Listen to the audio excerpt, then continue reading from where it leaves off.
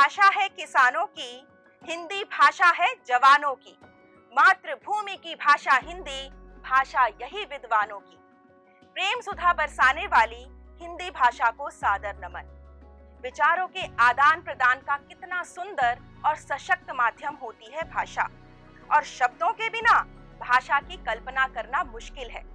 लेकिन क्या आपने विचार किया है कि लाखों शब्दों से सुसज्जित हिंदी भाषा में अनेक शब्द आखिर आए कहां से हैं? तो चलिए आज इसी बारे में विचार करते हैं। तो हिंदी भाषा में शब्दों का वर्गीकरण प्रमुखतः इन 5 आधारों पर किया जाता है, और आज हम जानेंगे कि शब्दों का वर्गीकरण उत्पत्ति या स्रोत के आधार पर किस प्रकार किया जाता है। भाषा का बहाव अनंत होता है, यानी भाषा का सफर हमेशा चलता रहता है। इसमें समय के साथ साथ कुछ नए शब्द समाहित होते रहते हैं, कुछ शब्द ज्यों के त्यों रहते हैं, तो कुछ शब्द अपना रूप भी बदल लेते हैं।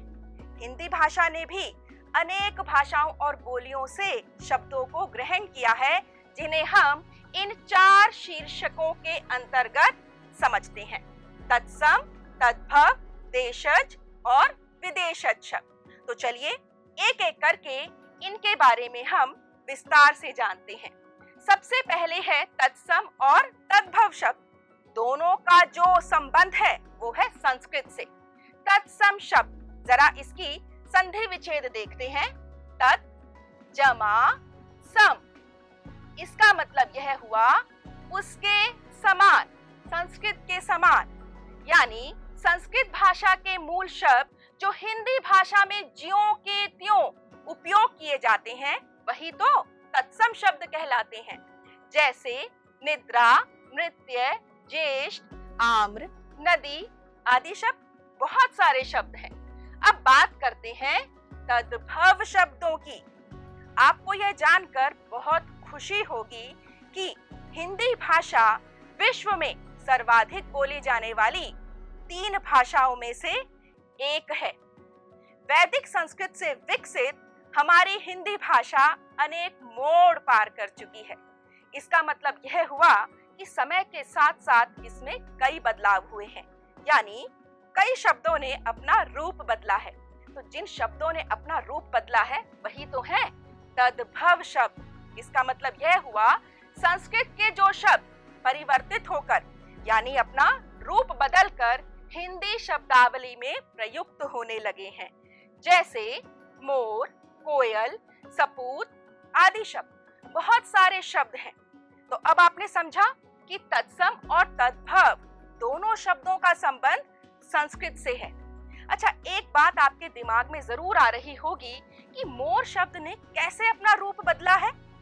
मयूर ही तो मोर बन गया, कोकिल कोयल, सुपुत्र सपूत। तो इस तरीके से शब्दों ने अपना रूप बदला और बन गए तद्भव शब्द। आगे बढ़ते हैं और जानते हैं देशज शब्दों के बारे में। कोस कोस पर बदले पानी, 4 कोस पर वाणी। तो यही तो है हमारे देश की विशेषता। हमारा महान देश अनेक भाषा और बोलियों का जन्मदाता देश है। तो इसी कारण देशज शब्द कौन से हुए? बोलचाल से विकसित हुए हैं। क्षेत्रीय प्रभाव के कारण ये हिंदी में आए हैं। थोड़ा सा और समझते हैं। देशज, देश जमा ज। देश से यहाँ पर तात्पर्य है भारत देश से, यानी भारत देश में उत्पन्न शब्द ही देशज शब्द कहलाए। जैसे जूता, टिबिया, लकड़ी, खिड़की, धप्पा, गोलगप्पा आदि शब्द, बहुत सारे शब्द हैं। अच्छा हाँ, देशज शब्दों में ध्वन्यात्मक शब्द भी होते हैं, मतलब जो ध्वनियों के अनुकरण से बने हैं। जैसे मिमियाना, चहचहाना, गुर्राना, छटपटाना, सफाचट आदि शब्द, बहुत सारे शब्द हैं देशज शब्द। अब आगे चलते हैं और जानते हैं विदेशी और विदेशज शब्दों के बारे में।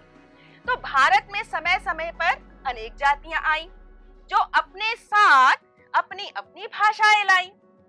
विदेशी जातियों के संपर्क में आने के कारण उनकी भाषा के जो शब्द हिंदी में प्रयुक्त होने लगे, उन्हें ही विदेशी शब्द कहा जाता है। चलिए इसे थोड़ा और समझते हैं। आप सभी जानते हैं, इंग्लैंड के कुछ निवासी हमारे देश में व्यापार करने आए थे। फिर वे यहाँ के शासक बन बैठे और लगभग 200 सालों तक उन्होंने राज किया। तो उनकी भाषा थी इंग्लिश यानी अंग्रेजी।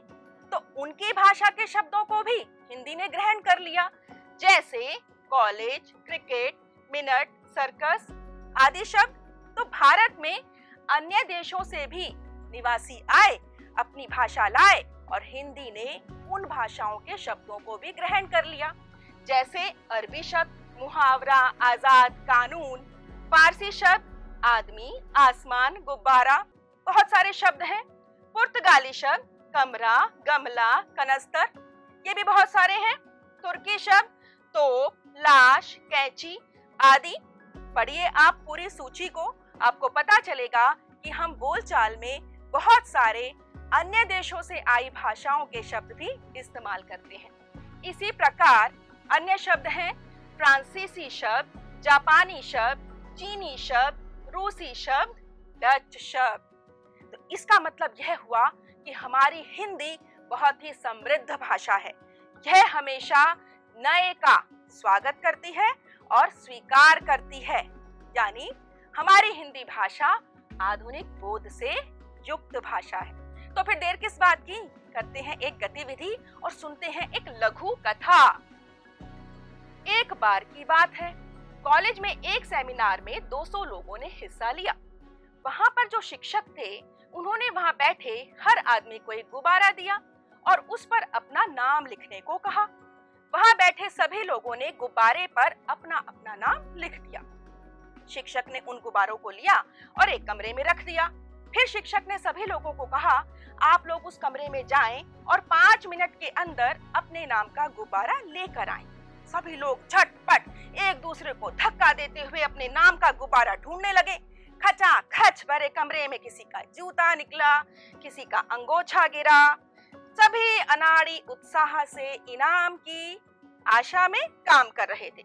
किसी को भी कान या नाक में खुजली करने का भी समय नहीं था। परिणाम यह हुआ कि 5 मिनट बीत गए, लेकिन किसी को भी अपने नाम का गुब्बारा नहीं मिला।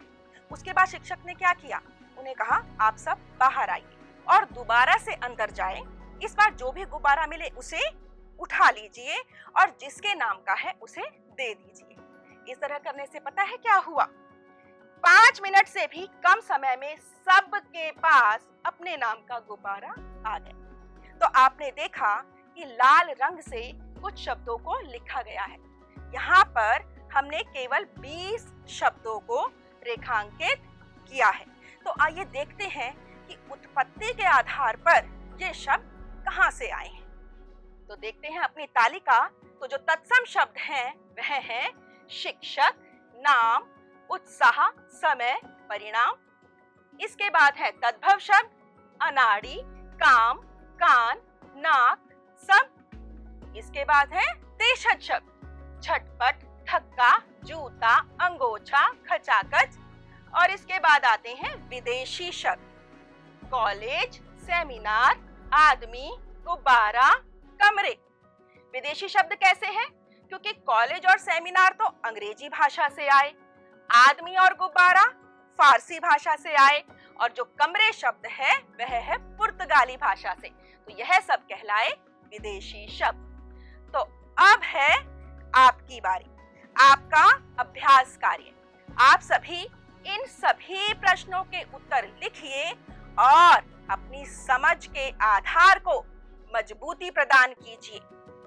आप सभी हिंदी भाषा की तरह समृद्ध रहें और सदा विकास करें। इस आशा के साथ आप सभी का धन्यवाद।